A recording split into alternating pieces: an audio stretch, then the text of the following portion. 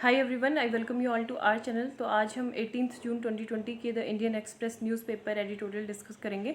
इस वीडियो में main focus editorial पर ही रहेगा। रेस्ट ऑफ द न्यूज़ जो है मैं अलग से उस पर वीडियो बना दूंगी, ठीक है।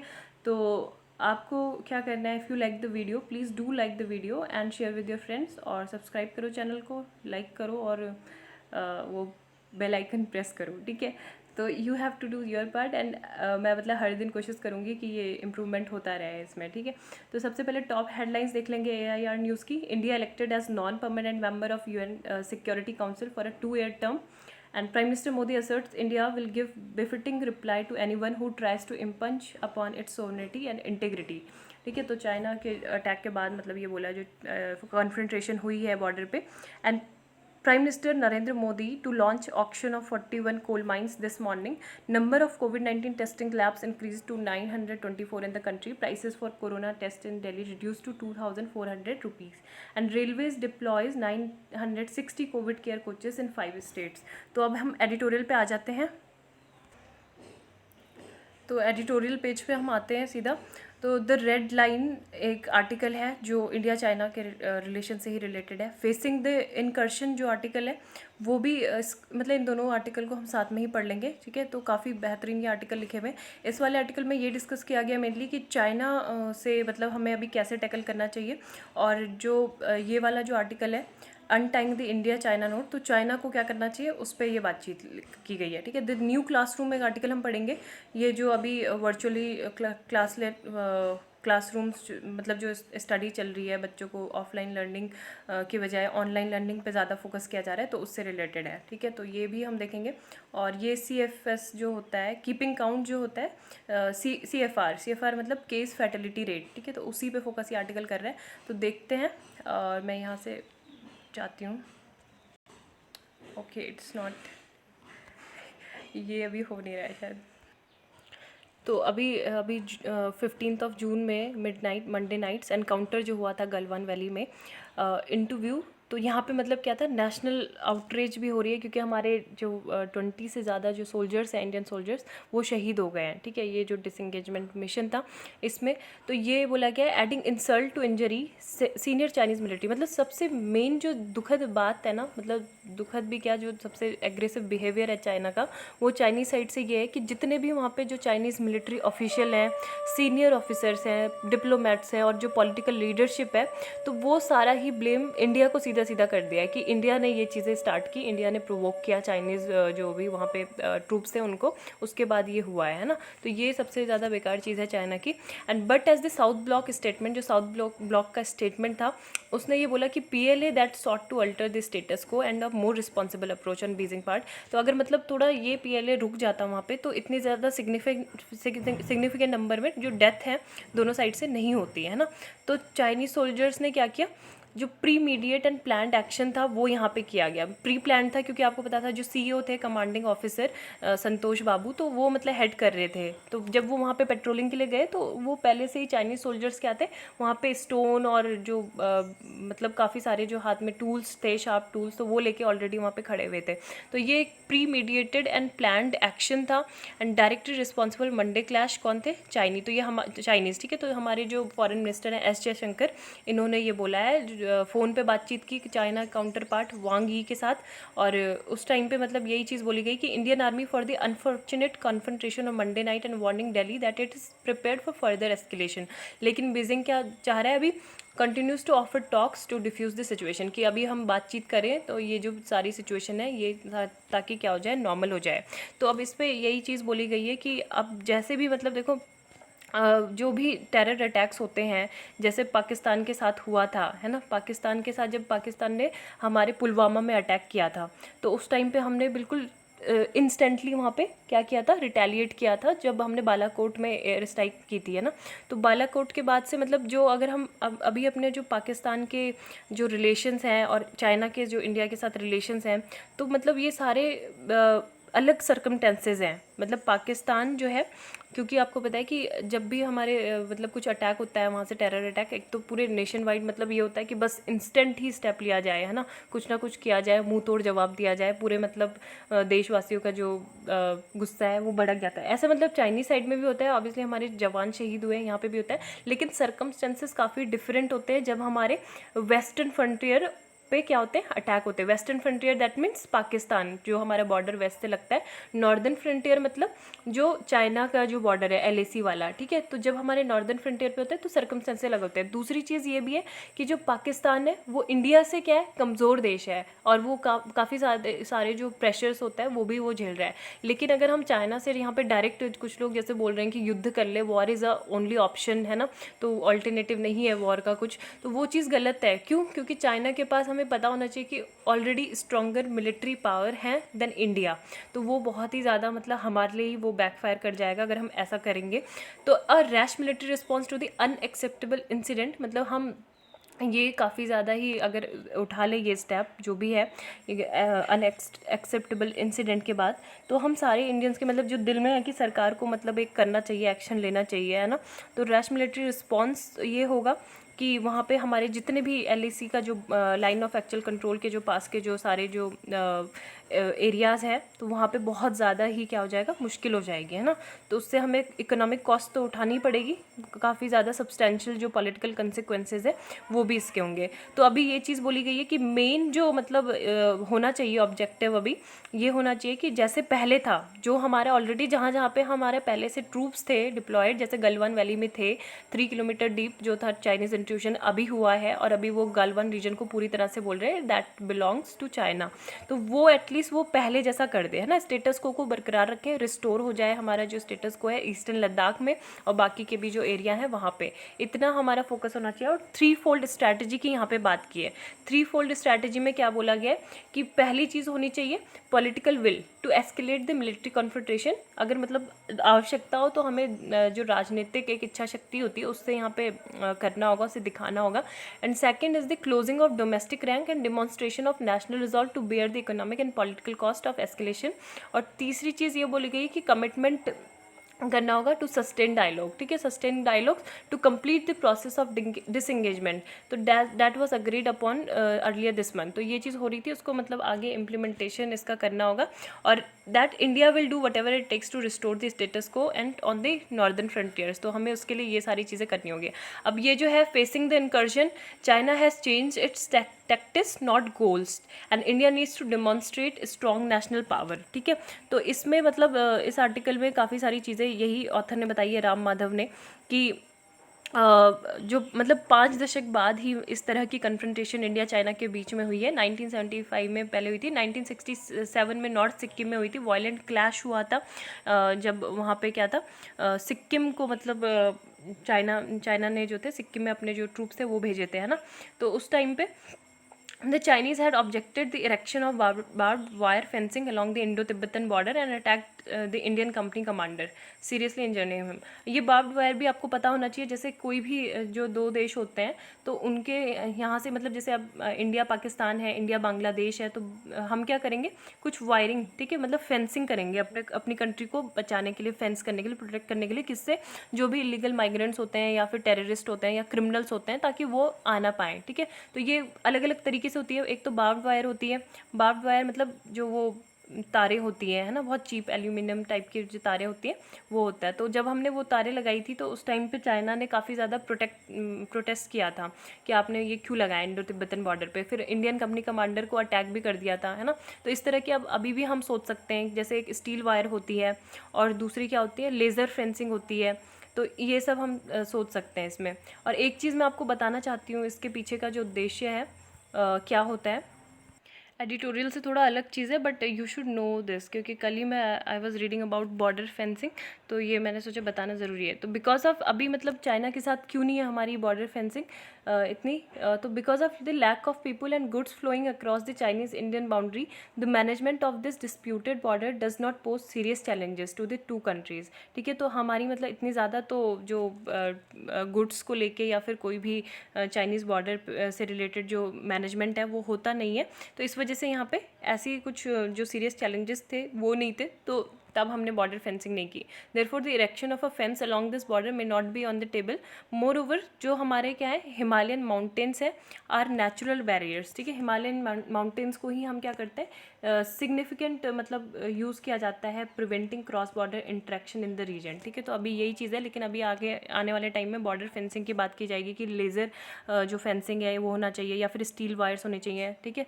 लेकिन काफ़ी ज़्यादा कॉस्टली भी होते हैं, मतलब जो ये जो बार्ब वायर्स है वो 70% अगर कहीं पे लगती है, जैसे इलेक्ट्रीफाइड भी कर दिया जाता है उस बाउंड्री को, तो वो क्या है बहुत ज़्यादा कॉस्टली भी होती है ना। तो 8 अभी जैसे बांग्लादेश के साथ की गई थी तो 8 फुट जो हाइट थी उस पर फेंसिंग की गई थी, तो 1 किलोमीटर का 2 करोड़ कॉस्ट आ गया था, है ना। स्टील वायर्स में मेनली ज़्यादा कॉस्टली होती है, तो ये अलग से इन्फॉर्मेशन थी।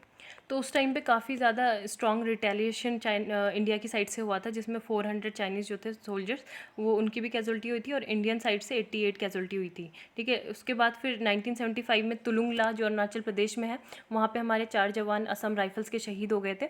और उसके बाद गलवान वैली में अभी काफ़ी टाइम से कैजुअल्टी चल रही है and the Chinese side does not disclose the number, है ना। वो कभी भी मतलब अपने जो कैजुअल्टी है वो बताते नहीं है। और लेकिन इंडियन ट्रेडिशन में क्या है, हम अपने जो भी शहीद होते हैं, हमारे जो जवान होते हैं, उनकी हम बहादुरी और जो शहीद हैं मतलब उनको हम रिस्पेक्ट करते हैं। एवरी सिंगल सोल्जर को हम क्या देते हैं, मतलब दिल से रिस्पेक्ट देते हैं। तो हमारे तो नंबर सारे डिस्क्लोज होते हैं, ट्रांसपेरेंट होते हैं, ये चीज़ यहाँ पे कही है। The entire nation mourns the sacrifice of those valiant soldiers who have lost their life challenging the Chinese aggression. But China में ऐसा नहीं होता है, ठीक है। चाइना डिस्क्लोज नहीं करता है ऑफिशियल डाटा।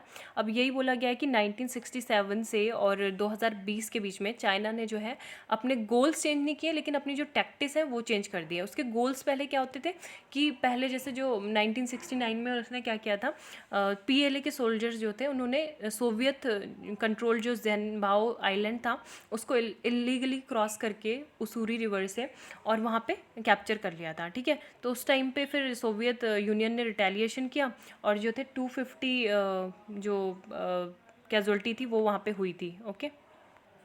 तो उस टाइम पे जब चाइना की ओर से ज़्यादा सोल्जर्स की डेथ हो गई थी तो तब जाके उन्होंने वहाँ से हटे थे और 1979 में उन्होंने चाइना ने वियतनाम से लास्ट वॉर लड़ी थी।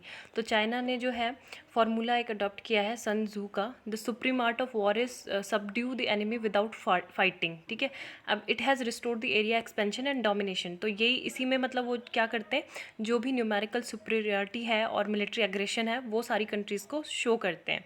और बाकी की जितने भी तब से मतलब जो चाइना के एग्रेसिव पेट्रोलिंग और कंटिन्यूस बॉर्डर वायलेशन होते ही जा रहे हैं। 1000 such borders violations have been recorded. अभी देखे होंगे कि गलवान और जो लद्दाख रीजन है वहाँ पे उन्होंने कितनी बार अपने ट्रांसग्रेशन कर दिए हैं ना। There have been no violent clashes between India and China in last 5 years से ऐसे क्लैशेस हमें देखने को नहीं मिले। लेकिन अभी फिर से गलवान और जो पेंगोंग सो LAC वाला रीजन है वहाँ पे मतलब काफ़ी सारे ये जो पेट्रोल्ड है बोथ साइड्स होते हैं without engaging with each other. और चाइना ने क्या किया कि सेवरल प्लेसेस पे मतलब हमारी जो टेरिटरी है उसको अपने टेरिटरी में मिलाने की कोशिश की है। And traditional grazing areas of the people of the upper reaches Ladakh have been encroached, है ना। काफ़ी बार लद्दाख पे किया है। एंड अभी जो है Confluence of the Galwan and Shyok river यहीं पे मतलब जहाँ पे श्योक नदी और जो गलवान रीजन है वहाँ पे क्या होता है काफ़ी ज़्यादा ट्रांसग्रेशन वाली एक्टिविटी अभी देखने को मिल रही है। और यहाँ पे चाइना ने अपने जो मोटरेबल रफ ट्रैक्स हैं तो वो भी बिल्ड किए हैं इंडियन टेरिटरीज़ को क्लेम करने के लिए। उसके बाद फिर है इंडिया साइड से मतलब क्या होता है, हमेशा डिप्लोमेटिक इंगेजमेंट को ही प्रेफरेंस दी जाती है। हमारे इस दौरान 6 बायलैटरल जो एग्रीमेंट्स थे वो भी हुए थे चाइना के साथ। 1988 का हुआ, फिर 1993 का, 1996 का, 2005 का, 2012, फिर 2013 में भी, ठीक है। जो हमारे जितने भी फिर एक पीस डिप्लोमेसी एंड डायलॉग जो हुए थे मतलब ये सारी ही बातें उसमें होती हैं कि हम शांति रखेंगे, डिप्लोमेसी डायलॉग बातचीत करेंगे, निगोसिएशन करेंगे, ये सब ही फेल्ड हुए। और LAC को तो कभी मतलब ऐसे एड्रेस भी नहीं किया गया। And also lost an opportunity. 1993 में क्या हुआ था, जब प्राइम मिनिस्टर कौन थे, नरसिम्हा राव, ठीक है। तो उन्होंने बीजिंग में विजिट किया था। तो उसके बाद दोनों कंट्री ने मिलकर एक अग्रीमेंट साइन किया, पीस एंड ट्रैंक्विलिटी अग्रीमेंट। तो इंडिया ने भी क्या किया था उस टाइम पे, जो एग्जिस्टिंग जो था ये वर्ड वहाँ पे प्रपोज किया था, लेकिन चाइना ने क्या किया था उस पर एग्री नहीं किया था, ठीक है। तो उसके बाद हमने ये पीसफुली ये बोल रहे हैं कि साइलेंटली हमने साइन कर दिया फिर भी ये agreement. And later when Chinese had inflated pitched tents 19 kilometre deep inside our territory, Depsang में जब उन्होंने 2013 में किया, 19 किलोमीटर अंदर तक वो आ गए थे। उसके बाद भी जो मनमोहन सिंह है तो उन्होंने बस यही बोला कि चाइना मतलब क्या है, China have a different perception about the LAC। तो ये क्या होता है, there are sometimes intrusion according to us but the Chinese perception of the LAC sometimes differs। तो ये स्टेटमेंट हमारी साइड से गई थी। तो ये उन्होंने बोला कि I think some confusion is created, है ना। तो काफ़ी क्रिटिसाइज़ भी इसको अपोजिशन ने किया था उस टाइम पे, और जो भी लोकल बोल दिया था इसको, इस इंसिडेंट को, है ना। इसके अलावा जो भी इनकर्शन था 2013 में, were as a bad as they are now, the Chinese had refuse to dismantle the tented camps. China ने क्या कर दिया, सीधा सीधा मना कर दिया कि वो अपने टेंट्स वहाँ से नहीं हटाएंगे, और काफ़ी ज़्यादा साइलेंस इस पर 2 हफ्ते तक रहा था। And the final agreement between the 2 sides that had led the Chinese withdrawal. तो फिर फाइनल अग्रीमेंट जो हुआ 21 दिन बाद वो हुआ, बहुत ज़्यादा सीक्रेसी में हुआ था। मीडिया ने क्या रिपोर्ट किया कि जो इंडियन गवर्नमेंट है उन्होंने हमारे जो इंडियन बंकर्स है चुमार एरिया में, उसको डिस्ट्रॉय करना वहाँ पे शुरू कर दिया गया है, और मतलब चाइना के दबाव में, है ना। फिर पोस्ट 2014 में जो पॉलिसी में थोड़ा सा शिफ्ट आया, क्योंकि यहाँ पे चुलसुल 2014 का जो इंसिडेंट था, और डोकलम 2017 का था, ठीक है। गलवान वैली और पेंगोंग सो लेक जो है अभी यहाँ पे है। तो ये चीज़ बोली गई थी कि जो वहाँ पे 72 का मतलब डेप्सांग में भी क्या किया हमने, जो कैमरा वगैरह थे वो डिस्ट्रॉय कर दिए थे, है ना, वहाँ पे डिप्सांग प्लेन्स एरिया इन सितंबर 2015। जो भी लीगल कंस्ट्रक्शन था like jeep tracks, listening post, ये सब हटा दी गई थी। फिर 72 दिन का जो स्टैंड ऑफ चला था डोकलाम में, tri junction between Tibet, Bhutan and India. तो यहाँ पे जो इंडियन फोर्सेस थी उन्होंने भूटानीज जो काउंटर पार्ट्स थे उनके साथ कंस्ट्रक्शन ऑफ रोड जो था वो क्या बोला, Chinese that would have shifted the tri junction southwards. तो ये जो हमारे इंडिया की जो इंटरेस्ट है उनको अफेक्ट कर रहा था काफ़ी ज़्यादा, स्ट्रैटेजिक इंटरेस्ट। तो इंडिया ने ये रिफ्यूज़ कर दिया था, ठीक है, कि यहाँ पे क्या करना है, चाइनीज़ जो आर्मी है वो उन फोर्सेस को यहाँ से हटना होगा। तो हटे भी थे चाइनीज़, यहाँ से हट गए थे। तो ये हमारे लिए एक डिप्लोमेटिक विक्ट्री थी इंडिया के लिए। And Doklam highlighted India's new border security doctrine, proactive diplomacy together with firm ground positioning, ठीक है। तो अभी यही चीज़ बोली गई है कि यहाँ पे मतलब कौटिल्य की जो अर्थशास्त्र का जो कौटिल्य है उन्होंने हाईलाइट किया था कि the need to for deterrent military might to demonstrate strong national power, है ना। तो इंडिया भी अभी भी जो है कमिटेड है पीस, मतलब चाइना के साथ पीस के लिए, but not the one of the graveyard. तो यही चीज़ है, जो war as an art in deception, जो सुन ज़ोविन की जो टैक्टिक्स है, तो उसको ना करते हुए हम ये वाली जो कौटिल्य के अर्थशास्त्र में जो टैक्टिक दी गई है तो उसे हम फॉलो करें, है ना। यहाँ पे जो अनटाइंग द इंडिया चाइना नॉट है, तो इसमें यही चीज़ बोली गई है कि मतलब काफ़ी ज़्यादा जो कमांडिंग ऑफिसर हैं, उनके अलावा 16 जो बिहार बटालियन जो डिप्लॉयड थे गलवान वैली में, तो उनके वो शहीद हो गए हैं। और ये चाइनीज़ पीपल लिबरेशन आर्मी ने 15 जून को ये सब किया। और चाइना ने क्या किया, मतलब पहले से जो रिपोर्ट आ रही थी कि उन्होंने अपने वहाँ मल्टीपल जो मिलिट्री बिल्डअप्स हैं वो कर दिए मल्टीपल पॉइंट्स पे, and eliciting a robust mirror response by India. Desolate locations such as Daulat Begi Road, Galwan, Hot Spring, Pangong So, Spangur, Chusul, Demchok become household names, ठीक है। तो अब बहुत ही कम लोगों को मतलब ये पता है कि जो हमारे इंडियन ट्रूप्स थे वो 5 जेट 1 जेट और 1-8 जो गुरखा राइफल्स है 13 कुमाऊँ, तो ये भी मतलब लड़े थे जो 1962 का जो बैटल हुआ था उसमें, ठीक है। और काफ़ी सारे जो इनकरेजिंग साइंस मतलब हुए, स्पेशली जो प्रोडक्टिव मीटिंग चल रही थी सीनियर कमांडर्स के बीच में, तो उसके बाद से ऐसा लग रहा था कि टेंशन जो है नहीं होगी, लेकिन सिचुएशन बिल्कुल रॉन्ग हो गई, अलग वे में चली गई, और यहाँ पे ये वायलेंट एक्टिविटीज़ हुई। तो it appears the CEO was leading, तो वही सब चीज़ें बोली गई है कि CEO मॉनिटर कर रहे थे, तब तक उन्होंने हमला कर दिया। और अभी ये बोला जा रहा है कि इंडिया और चाइना के बीच में जो बॉर्डर में जो ये अभी डिस्प्यूट चल रहा है, तो ये काफ़ी ज़्यादा वर्स्ट मोमेंट में आया है। क्यों? क्योंकि world is grappling with corona virus pandemic. ये ग्लोबल रिसेशन भी चल रहा है, कोरोना वायरस के कारण ही पूरे देश सारे जगह पे लोगों की जानें जा रही हैं। एंड चाइना अभी क्या कर रहा है, जितने भी मतलब जो उसका ओरिजिन था उससे लेके मतलब ना वो कोई अपोलॉजी शो कर रहा है, ना ही किसी कंट्री को रिप्लाई कर रहा है कोरोना वायरस का, और बल्कि वो अपना क्या कर रहा है, एग्रेसिव स्टेप्स ले रहा है, चाहे वो ताइवान का इशू हो या फिर Hong Kong and the South China Sea और इंडिया के साथ में, ठीक है। तो वो सारे ही जितने भी अपने मतलब जो रिस्पॉन्सिबिलिटी है उससे हट रहा है ना। For many years now China has used a flexible, expedient and self serving concept. तो लाइन ऑफ कंट्रोल में, एक्चुअल कंट्रोल में वो क्या करता है, जो भी मतलब वो चाहते हैं वो करते हैं, धीरे धीरे वो थोड़ा थोड़ा करके हमारे जो पार्ट्स हैं वहाँ पे वो क्या करते हैं, एंटर करते रहते हैं। क्योंकि जैसे पेंगोंग सो में क्यों ज़्यादा मतलब प्रॉब्लम है, क्योंकि वो एक लेक है और रिवर क्या होती है, मतलब वो फ्लो चेंज करती रहती है, तो इस वजह से वो जैसे जैसे करती है तो वो एलएसी का जो बॉर्डर है वो भी चेंज होता रहता है, तो चाइना उसे क्लेम करता रहता है बार बार। 2/3 वैसे चाइना का ही है वहाँ पे क्लेम, तो और भी ज़्यादा वो उसने अभी कर दिया है। 1993 से 1996 में एलएसी के लिए जो अग्रीमेंट मतलब हुआ था, it has dragged its feets on the exchange of maps. तो जो एक्सचेंज होना चाहिए मैप्स का वो पीछे हट जाता है उससे। और चाइना ने अभी वहाँ पे काफ़ी सारा जो इंफ्रास्ट्रक्चर है, ठीक है, पेट्रोल्स के लिए और फॉरवर्ड प्रेजेंस मतलब के लिए, वो अपना काफ़ी ज़्यादा उसने बढ़ा दिया है। अब it has considerably improved it's infrastructure, मतलब इंडिया ने भी किया है। इंडिया ने क्या किया है, चाइना के ही बाद हमने डीबीओ रोड, जो डार्बुक शोक दौलत बेगी ओल्डी रोड है, और इसके अलावा ALGs, advance landing grounds and tracks up और the traditional patrolling points areas where Indian troops earlier were obliged. तो ये सब हमने भी मतलब वहाँ पे डिप्लॉय किए हैं अपने जो रोड के अलावा एडवांस लैंडिंग ग्राउंड्स ये सब वहाँ पे रखे हैं। और ताकि हम क्या करें, जो भी हमारे इंडियन सोल्जर्स हैं वो अगर उन्हें पेट्रोल करना है on foot, are now accessible much faster, वो अच्छे से मतलब वहाँ पे जा सकते हैं। और एडवांस सर्विलेंस टेक्नोलॉजी भी है, तो जो वार्निंग टाइम होता है उसको रिड्यूस करेंगी, ठीक है। तो ये सारी चीज़ें इंडिया की तरफ से की गई हैं। लेकिन अभी ये बोला गया है कि जो भी कॉन्फिडेंस बिल्डिंग मेजर होते थे includes regular border personnel meeting, ad hoc flag meeting and hotlines for communications, है ना। तो इसको मतलब मेंटेन करना होगा, पीस एंड ट्रैंक्विलिटी को अगर बरकरार रखना है, ये सारी चीज़ होती रहनी चाहिए। और ये द लास्ट इंसिडेंट जो वही है असम राइफल्स वाला बोला गया है, जहाँ पे फिर तुलुंगला पास में हुआ था, जहाँ पे हमारे 4 शहीद जो थे, 4 शहीद हो गए थे जवान। उसके बाद जुलुंग समड्रोंग जो तवांग डिस्ट्रिक्ट है, ठीक है, तवांग डिस्ट्रिक्ट अरुणाचल प्रदेश में, वहाँ पे भी एग्रेशन हुआ था। और फिर DBO Depsang Pangong Tso Chumar over the past decade but both side have stayed their hand. इस टाइम पे मतलब डिस्प्यूट थोड़ा रिजॉल्व हो जाते थे कुछ टाइम बाद, जैसे कहीं पे झड़प भी होती थी तो बाद में सीनियर मिलिट्री कमांडर बातचीत करते थे, हो जाता। लेकिन इस बार की सिचुएशन पूरी अलग हो गई है। एंड चाइना को अगर मतलब ये करना है, इंडिया के साथ अच्छे रिलेशन बरकरार रखने हैं, तो उसको क्या करना होगा, एक तो जो स्टेटस को है इसको रिस्टोर करना होगा, दूसरी चीज़ करनी होगी कि जो भी हमारे बीच में जो एग्रीमेंट्स हैं उनको मतलब इम्प्लीमेंट करना होगा, और यूनिलैटरल एक्शन से अपने को रिफ्रेन करना होगा चाइना को, ठीक है, कि अपने आप ही वो एलएसी डिफाइन ना करें।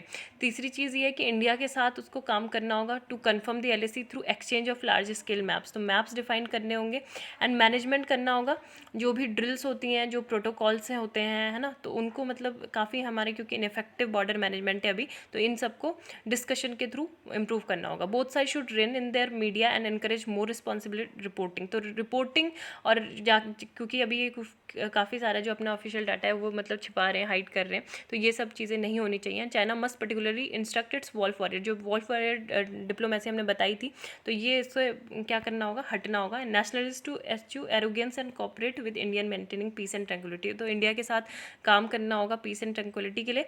And lastly Chinese side should match India in adhering to strategic guidance. तो स्ट्रैटेजिक गाइडेंस भी करनी होगी, जो भी प्राइम मिनिस्टर मोदी और जी जिनपिंग की अभी बातचीत हुई थी, इनफॉर्मल समिट्स हुई थी, तो वो उसमें जो अग्रीड हुआ था मतलब कि काम करना है इस पर शांति के लिए, तो वो चीज़ भी बरकरार रखनी चाहिए। And China should follow its own dictum, he who tied the note should untie it, है ना।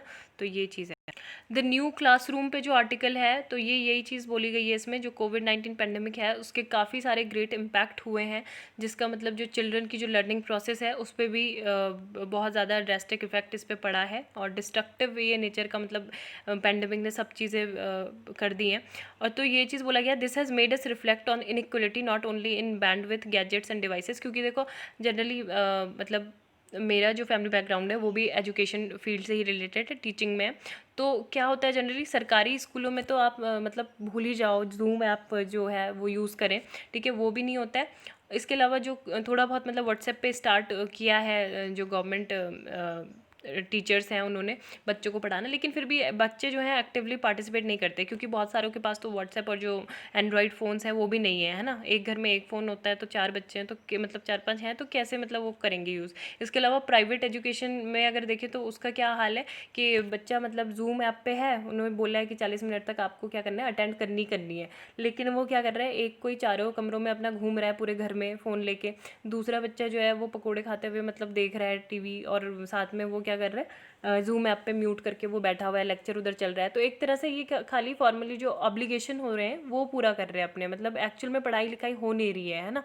बाकी के जैसे कि जहाँ पे क्लासरूम में 50 बच्चे पढ़ते थे तो वहाँ पे केवल 13 बच्चे ही पढ़ रहे हैं जूम ऐप पे आके, वही, और वो भी केवल डाउट क्लियरिंग सेशन होते हैं। तो इस तरह से मतलब ये क्या हो रहा है, हर एक तक जो है इक्वली पढ़ाई जो होती है वो नहीं हो पा रही है ना। तो teaching material that can reach the last child then the consequences could be a generation of young illiterates. तो इस तरह से जो हमारी आने वाली जो जनरेशन होगी वो यंग मतलब जवान जो अनपढ़ होते हैं वो बच्चे निकलेंगे जिन्होंने कभी स्कूल नहीं देखा और ठीक से जहाँ पे पढ़ाई नहीं की है ना। तो ये सारी चीज़ें जो हमारी सोसाइटी के लिए बहुत ज़्यादा ही बेकार हो जाएगा। Danger lies in thinking that new technology can substitute old realities और रिप्लेस दैम विदाउट कॉन्सिक्वेंसेज। तो ये वॉलरॉफ का कंसेप्ट था फॉर एजुकेशन। तो ये है कि मतलब जो भी बेसिक एक्सपीरियंस होते थे, जो एवरीडे एक्टिविटीज़ होती थी, सोशल इंटरेक्शन होते थे, क्रिएटिव प्ले होते थे, that replaced with too much screen time, है ना। अभी जो चिल्ड्रंस का डेवलपमेंट है वो भी नहीं होगा, और वो क्या है मतलब सारा जो इन्वायरमेंट होता है, जो ह्यूमन इंट्रैक्शंस होता है, sense of self is supported, वो सारी चीज़ें ऐसे नहीं हो रही हैं। और स्कूल्स में क्या होता है, काफ़ी ज़्यादा मतलब ह्यूमन एंड कल्चर एक लार्जर इकोलॉजीज़ होती है वहाँ पे, लेकिन अभी उनको एक उससे जोड़ देना केवल मतलब जो ऑनलाइन मॉडल है तो ये सारे डिस्ट्रॉय कर देगा डाइवर्सिटी को, इंक्लूसिविटी को, है ना, इन सब की। अब जो राइट टू एजुकेशन भी था, equality equity are not integrated into this system. जो प्राइवेट स्कूल है वहाँ पे भी ऐसा नहीं है। काफ़ी सारे जो बच्चे हैं, अगर हम गाँव की बात करें, मतलब जो अर्बन एरिया में भी जो बच्चे थे प्राइवेट वहाँ पे स्कूल में, तो वो भी क्या है अपने घर को चले गए हैं, क्योंकि उनके बहुत मुश्किल से वो अफोर्ड कर पा रहे थे फीस वगैरह। तो अब जो है उनका तो पूरी तरह से एजुकेशन पूरा बंद हो गया। तो these children will be left behind because of their socio economic condition. और बाकी की यही चीज़ बोला गया है कि मतलब सरकार को क्या करना चाहिए, इन्वेस्टमेंट करना चाहिए, जो भी अनइंटरप्टेड फ्री ब्रॉडबैंड मिले, create apps like Microsoft team, zoom और गूगल